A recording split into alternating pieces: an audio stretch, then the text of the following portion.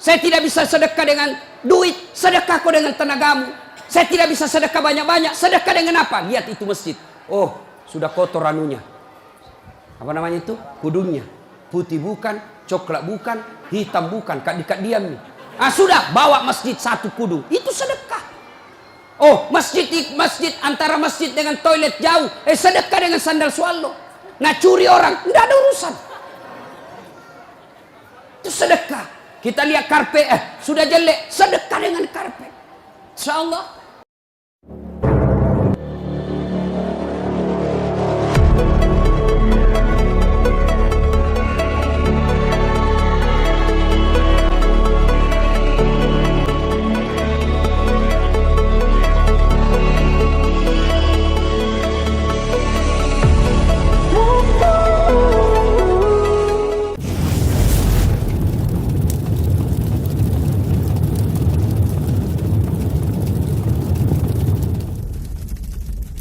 Kenapa agama diajarkan al-jannatu takhta aqdamil ummahat? Surga itu berada di bawah telapak kaki ibu. Coba itu contohnya. Digendong bersusah payah, dari tadi itu hadir, kepanasan, tidak pulang. Untuk apa? Karena mau dengar dakwah. Dan mau dengar dakwah sayang juga sama anak. Makanya adik-adik sekalian, ketika Anda durhaka sama ibumu, maka jangankan kau masuk surga, baunya surga diharamkan bagimu. Dengar ini cewek-cewek, sopan sama cowoknya, kurang ngajar sama mamaknya.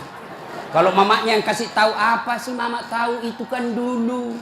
Sekalinya cowoknya aja, iya deh bang, terserah abang aja deh, saya ikut, mana yang baik. Dongo. Tahu dongo? Beleng-beleng. Tahu beleng-beleng? Itulah makanya. Adik-adik sekalian, kalian mau sukses, muliakan orang tuamu. Tidak perlulah kau kursus kiri kanan. Muliakan orang tuamu, Allah yang angkat derajatmu. Itu janji Allah. Biar kau sekolah tinggi-tinggi, tapi kau tidak hargai bapakmu, kau hina orang tuamu, bisa jadi kau dapat kerja, tapi kerjaan yang kau dapat makin jauhkan kau dari agama. Bisa jadi perusahaanmu lancar, tapi perusahaanmu justru menyeret kau masuk gampang neraka. Ada orang tidak cerdas, tidak terlalu berkualitas dirinya, tapi dia muliakan orang tuanya, Allah angkat derajatnya. Maka adik-adik, muliakan orang tua, enak hidupmu. Itu tadi model anak sekolah. Kalau kita model yang sudah punya istri, bagaimana modelnya Ustadz durhakanya? Takut sama istrinya. Dapat rezeki, suaminya bilang, bu, sudah lama kasihan ini nomor antrinya bapak, mau haji tidak dapat. Ini ada kasihan duit, bagaimana kalau kita kasih umroh dulu ibu, bapak kita kasih umroh dulu di kampung. Apa langsung dia bilang istrinya, apa? Bapakmu terus. Apa? Mamamu terus. Langsung dia bilang suaminya, sudah mipalek, terserah kau. Ada begitu di sini? Ada. Beleng-beleng. Apa kamu takut sama istrimu? Nawamu semua dia kau ambil semua. Jangan takut sama istri, Pak. Bapak tidak bakal bahagia dalam hidupmu kalau kau lebih takut sama istrimu untuk membahagiakan orang tuamu. Nah. Makanya hidupmu susah dalam rumah tangga. Kenapa? Istrimu kurang ngajar sama ibumu. Maka bilang sama istrimu, jangan coba-coba sakiti perasaan ibu saya. Kalau kau lukai perasaan ibu saya bawa kau ke pengadilan agama, saya ceraikan kau baik-baik. Lalu saya bilang sama mamanya, istriku di rumah, boleh kau marah-marah sama saya, boleh kau tutup pintu, yang penting tidak kau kunci. Boleh kau lempar kepalaku, yang penting tidak kena. Satu yang tidak boleh, jangan kau pernah hina orang tuaku. Begitu kau hina orang tuaku, wabillahi taufiq wal hidayah, keluar. Begitu deh. Ada di sini takut sama istri? Jangan, Pak. Itu yang membuat ibu juga kalau mau bahagia rumah tanggamu, muliakan mertuamu. Datang mertuamu dari kampung, dari Sulawesi Selatan, hormati. Jangan baru duduk mertua dia bilang, kapan ki pulang, mak? Bawa ini, kasihan itu orang tua kalau dari kampung naik dari Pare-Pare, turun di pelabuhan barang, bawa ayam 3 ekor. Lepas di terminal 1, nah kejar lagi tuh. Bawa pisang, bawa beras, bawa semua dia bawa, kasihan. Padahal anaknya sudah ada kerjanya di papan, dia bawakan itu. Begitu cintanya orang tua kepada anak. Jadi wajar kalau ibu bapak kurang ajar, tidak akan mendapat berkah dalam hidup. Muliakan orang tua ya. Kalau ada yang tanya-tanya, kenapa hidupku susah selama ini? Tidak usah tanya jalan lain. Durhaka sama orang tua. Orang tuaku sudah meninggal Ustaz. Cara berbuat baiknya. 1, doakan. Allahumma gfirli wali walidayya warhamhuma kama rabbayani. Saya heran lihat-lihat kita. Kalau tangannya ulama kita cium bagus. Bagus. Tapi pernahkah Bapak perlakukan tangannya ibu seperti itu? Pernahkah Bapak perlakukan tangannya orang tua? Saya orang lain, belum tentu saya doakan Bapak ikhlas. Doakan saya Ustaz, saya doakan tapi belum tentu saya ikhlas. Kenapa? Saya belum tahu Bapak. Tapi kalau orang tuamu yang doakan kamu, pasti ikhlas. Saya tadi kesini ibu saya telepon. Mak, telo doa nggak mau kak mak? Woi, wali doa ngaku nak. Saya tidak doakan diriku. Kau selalu kudoakan karena kau selalu jalan. Itu ibu. Kalau suami bu, jangan sampai ibu juga berdosa kepada orang tua gara-gara suami. Jangan sampai bapak-bapak berdosa hanya karena istri. Jangan sampai kalian yang masih kecil durhaka sama orang tuamu, maka hidupmu bakal susah. Muliakan orang tua. Doakan. Allahumma gfirli wali walidayya warhamhuma kama rabbayani shaghira. Sudah itu doa lagi, ya Allah ampuni dosanya orang tuaku kalau sudah meninggal. Terima amalnya, lipat gandakan kebaikannya, lapangkan alam kuburnya. Sudah itu saja. Ada rezeki, sedekah. Ada rezeki, sedekahkan. Saya mau terang kuburnya orang tuaku. Perbaiki sound sistemnya masjid. Terang itu kuburnya. Saya mau terang kuburnya orang tuaku. Kirim pembeli lampu. Kasih tahu panitia masjid. Mulai bulan depan saya yang bayar itu masjid lampunya. Jangan ambil uang celengan. Terang itu kuburnya orang tua. Dan demi Allah tidak ada orang bangkrut gara-gara rajin sedekah. Ada yang bangkrut gara-gara sedekah?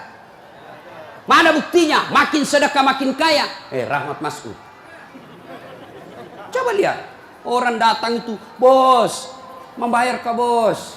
Bos, baju sekolah bos. Bos, istriku melahirkan. Bos, terbakar anuku. Bantu.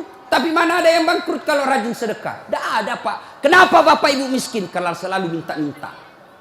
Berhenti minta-minta. Allah kasih kau kaya. Sedekah. Saya tidak bisa sedekah dengan duit. Sedekah kau dengan tenagamu.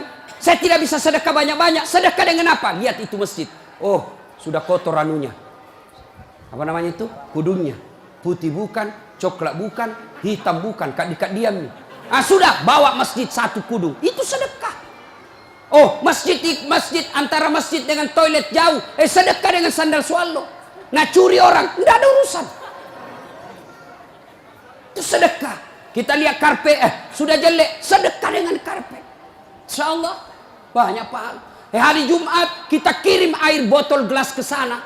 Air gelas ke sana, orang minum itu sedekah. Saya cuma bisa nasi bungkus 10 saya sumbang hari Jumat, itu sedekah. Allah tidak lihat banyaknya, yang penting ikhlas banyak daripada sedikit tidak ikhlas. Sedekah. Serius. Sudah sedikit tidak ikhlas lagi. Mending banyak ikhlas. Iya toh? Panasnya di. Nggak bisa konsentrasi sejenak. Lewat-lewat ketawa itu kak bos. Nah ibu bapak, salah satu sunnah yang dianjurkan Nabi sholat jamaah. Nabi kumpul-kumpul sama sahabat. Ya, enggak apa-apa, enggak apa-apa. Enggak usah kasih, enggak apa-apa pak. Sedikit lagi, 5 menit lagi. Menunggu orang masjid takwa. Ya, Nabi, saudara-saudara sekalian, kalian yang tetangga dengan masjid wajib datang berjamaah. Bertanya sahabat, mana tetangga masjid ya Rasul? Kanan masjid 40 rumah, depan masjid 40 rumah, belakang masjid 40 rumah, belakang masjid 40 rumah. Itu tetangga masjid. Bubar. Tiba-tiba datang tunanetra. Tahu tunanetra? Tidak melihat. Ya Rasulullah, bagaimana saya? Oh, kau lain karena kau tidak melihat. Pulang ini. Boleh kau sholat di rumahmu karena kau tidak melihat. Pulang. Belum jauh dipanggil kembali Nabi. Ya fulan, ta'al. Sini kau dulu. Kenapa? Kau dengar azan di masjid. Saya dengar ya Rasul. Kalau begitu kau wajib datang berjamaah di masjid. Zaman Nabi, tunanetra wajib berjamaah karena ada dengar azan di masjid. Kalau ini hadis diterapkan, Pak, penuh ini masjid jamaah. Kenapa? Kalau azan di menara sampai di ujung-ujung rumah dia dengar. Dan alhamdulillah masjid selalu ramai jamaahnya, Pak. Terutama kalau subuh. Penuh sampai di luar. Tidak ada di dalam. Yang di dalam orang tua sudah pensiun. Kentara itu kalau subuh orang tua, Pak, bau minyak gosok baru kita masuk pintu. Minyak angin, minyak gosok, cap tawon. Tidak ada Bulgari. Orang tua semua di dalam masjid. Kenapa orang malas ke masjid? Satu, karena dia tidak lihat pahalanya. Coba kalau Pak Rahmat Mas'ud umumkan, siapa yang datang sholat berjamaah subuh dapat beras 50 kilo, pembeli pulsa 200.000. Jam 5 sholat subuh, jam 10 malam sudah pesan masjid sampai di luar. Kenapa? Karena dia lihat pahalanya. Yang kedua, kenapa orang malas ke masjid? Karena dia tidak tahu pahalanya. Dengar bapak-bapak ini, terutama kita yang sudah muka-muka sakaratil maut ini, yang sudah tua ya, rajin-rajin ke masjid, Pak. Berdoa mudah-mudahan bapak lagi sujud ajal menjemput.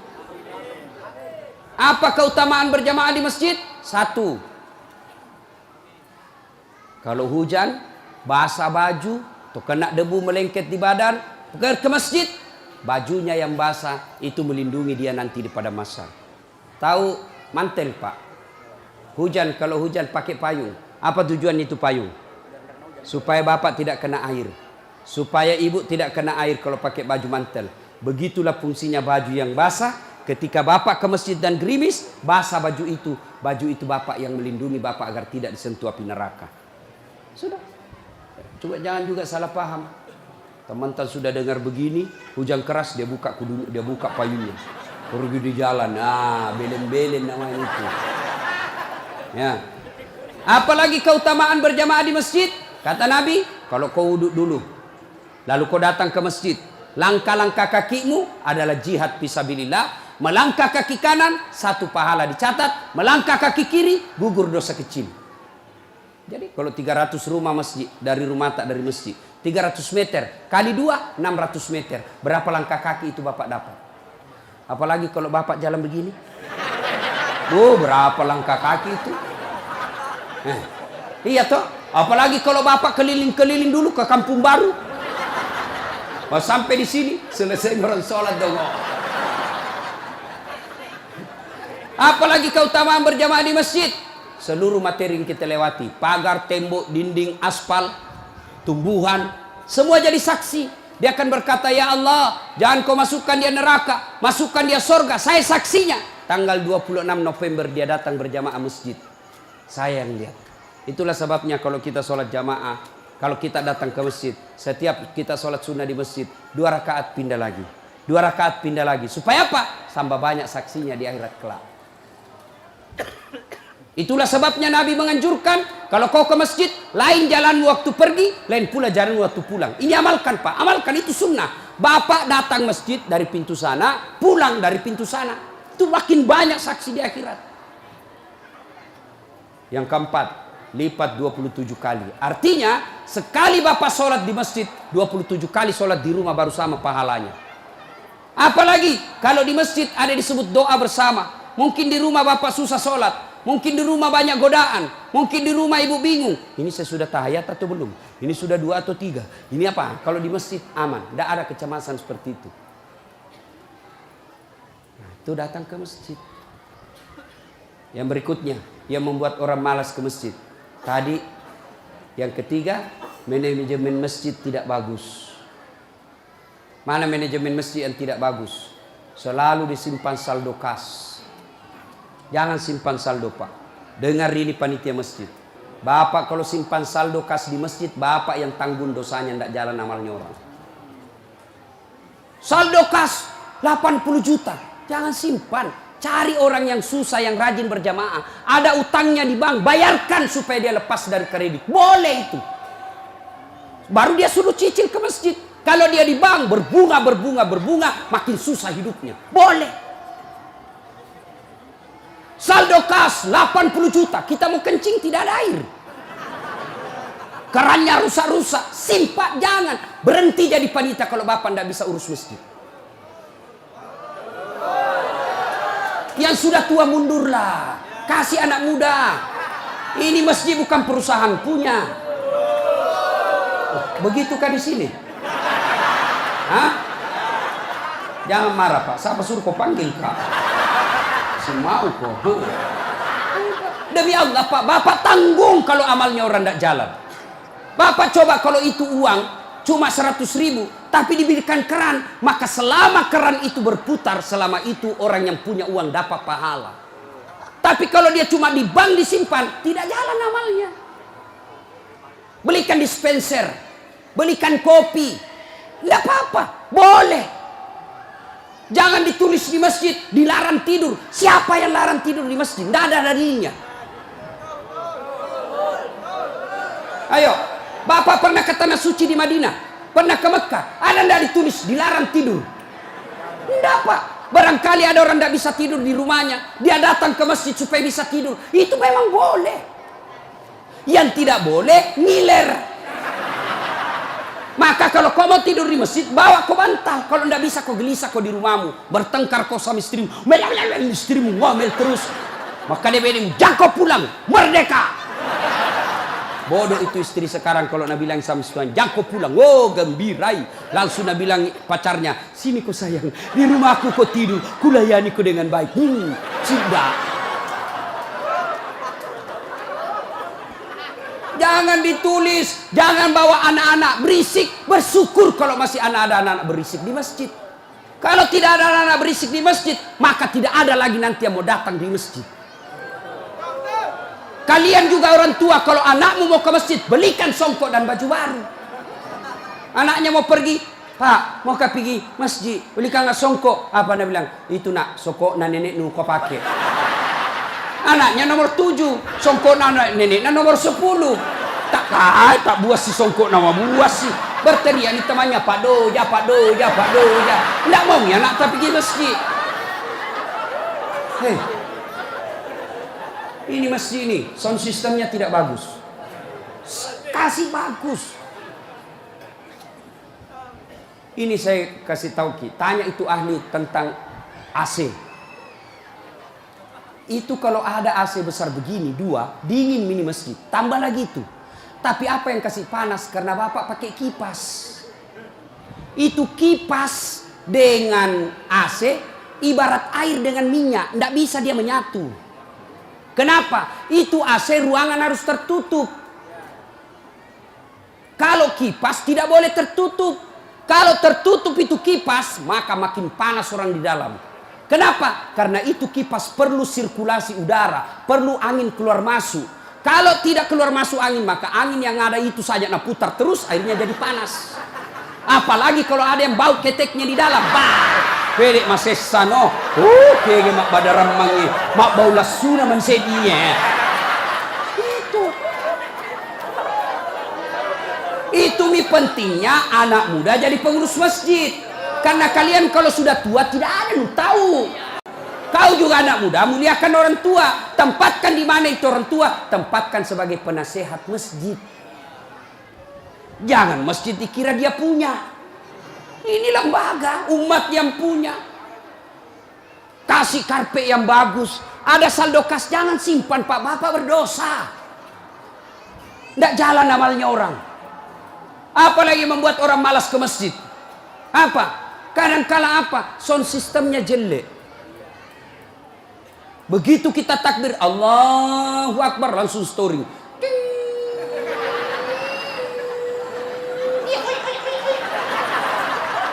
Mau ki perbaiki, sudah maki takbir, terpaksa si tangan ki.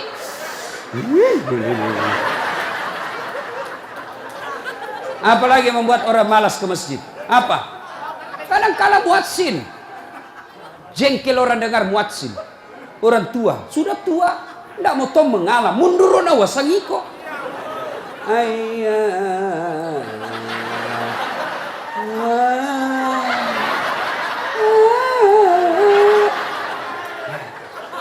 Nah mudah iya siro tomato, iya siro. Ayo coba. Iya. Apalah yang membuat orang malas ke masjid? Kadang-kala penceramah. Kita di rumah sudah bertengkar istri, di kantor mumet pikiran. Kita datanglah ke masjid dengar ceramah, mudah-mudahan kita dapat pencerahan. Ini bukan pencerahan, nak kasih takut kita terus. Dibakar pantatmu, ditusuk. Nabi bilang tak boleh.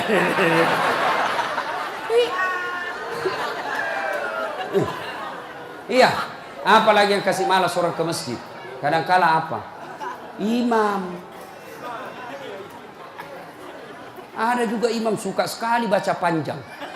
Tidak tahu juga apa nak baca. Nagaret memi.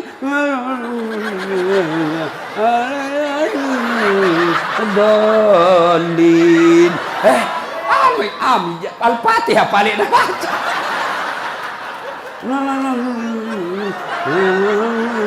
Dolin. Malam petoni tidak jelas. Makanya kata Nabi, kalau kau jadi imam, dengar ini Pak Imam. Satu, baca kau yang ringkas. Kenapa? Karena jamaah kita di belakang macam-macam. Ada yang sudah tua tidak bisa lama berdiri.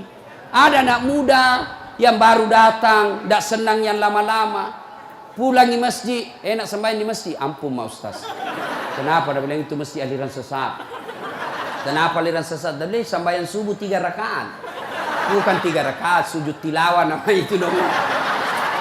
Makanya tuh imam sebelum kau takbir jelaskan dulu jamaahmu. Adik-adik, ini kita sujud tilawah. Sunnah malam Jumat membaca surah As-Sajdah. Pada rakaat kesekian kita harus sujud. Nah ini bukan 3 rakaat, tapi karena Allah perintah ayat itu dibaca sujud. Jelaskan. Yang sulit, wih, aliran apa ini? Kenapa 3 rakaat? Enggak, kau yang dongo.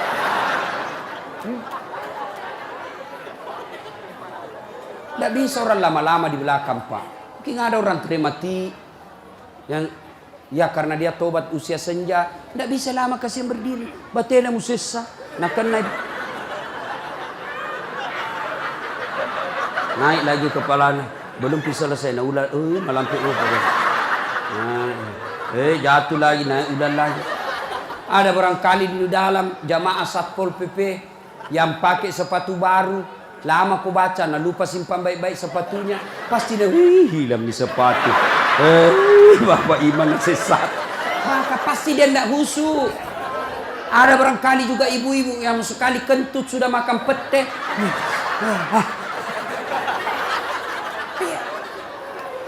Ya. Yang kedua kata Nabi, kalau kau jadi imam, baca yang umumnya orang hafal. Tujuannya apa Ustaz? Satu, supaya jamaah ikut kalau dia hafal. Coba kalau kita imam baca Al-Fatihah, kita ikut juga toh. Kenapa? Karena kita hafal. Tapi coba imam membaca surah Al-Baqarah ayat 10 sampai 120. Nah, imam sibuk dengan bacanya, kita sibuk dengan hayalan tak. Mau ikut, tidak dihafal. Mau ruku, belum ruku, terpaksa dibaca semua pengumuman masjid. Keadaan keuangan masjid, saldo kas pengeluaran, sumbangan dari haji, dibaca semua. Belum selesai ini sudah dibaca satu palampang ini, satu ini dibaca lagi Persatuan Guru Republik Indonesia. Belum selesai imam dibaca lagi bajunya tim sukses Rahmat Masud, calon wali kota Balikpapan. Semua Pak dibaca. Siapa salah? Imam. Ada ini cerita gini, wallahu alam benar atau tidak. Ada penghafal Quran, dites bacaannya. Nah, kau imam, kau mau dengar bacaan imam lah dia. Dia baca betul yang susah. Hanya dia yang tahu. Tiba-tiba jatuh cicak kepalanya. Tas silang itu, stres. Orang stres hilang bacaannya. Apa sambungannya ini ayat? Mau ruku, tidak tahu apa sambungannya? Tidak ada tuh bisa bantu. Terpaksa Nabi bilang imam, tolong bantu di belakang. Nabi bilang di belakang, saya juga tidak tahu. Tiba-tiba berteriak anak muda. Dia bilang, kalau begitu ya sudah, ya Allahu Akbar. Siapa salah? Siapa salah? Siapa salah? Ini waktuku kuliah ini kisah nyata. Waktu saya KKN. Belum Pak jadi ustaz waktu itu. Ada temanku baru kenal ceritanya ini. Pikir sholat di posko. Dia pakai gamis, baju itu, baju ustaz sih. Kemudian alumni pesantren ini. Ya imam, dia lah imam. Al-Fatihah lancar. Begitu dia baca Al-Kafirun, aku bilang aja macam apa? Macam apa ini?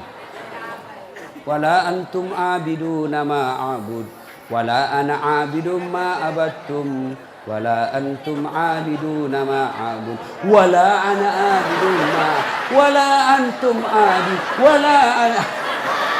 Jengkel temanku yang anak fakultas sastra langsung teriak. Nabi bilang, "Woi, kenapa itu tak putar-putar tidak mau sampai?" Nabi bilang, "Ini imam, ilmi juga kupikir." Kacau salah. Siapa salah? Siapa salah? Imam. Ini waktuku SD di kampung sembahyang asar. Sujud Pak Imam lama sekali. Apa ini imam lama sekali sujud? Tiba-tiba ada temanku nangkak kepalanya sembahyang asar tuh. Dan tidak ada imam. Ternyata imam keluar dari pintu samping. Kacau sholat bubar, tidak ada imam. Selesai sholat ditanya, "Pak Imam, kenapa kau tinggalkan saf?" Nabi bilang, "Kentut kanan." Pak Imam, lain kali kalau Bapak Imam kentut, kasih bangun ki dulu supaya dilihat kau pergi.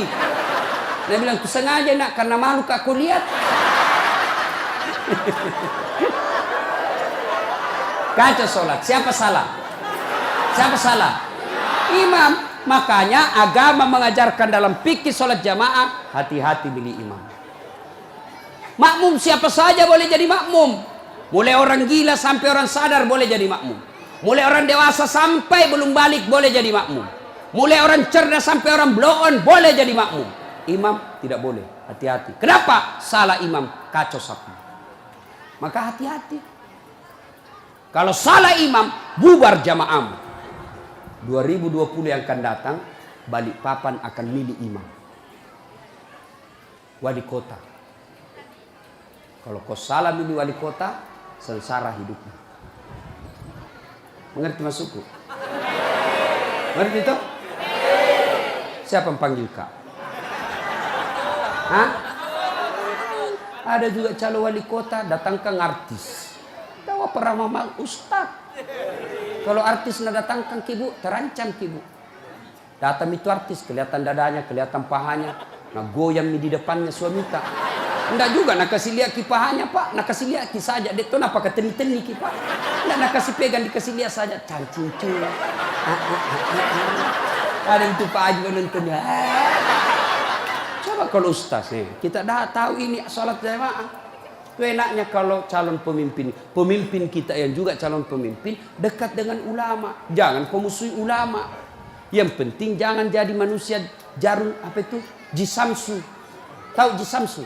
Janji manis nyatanya palsu.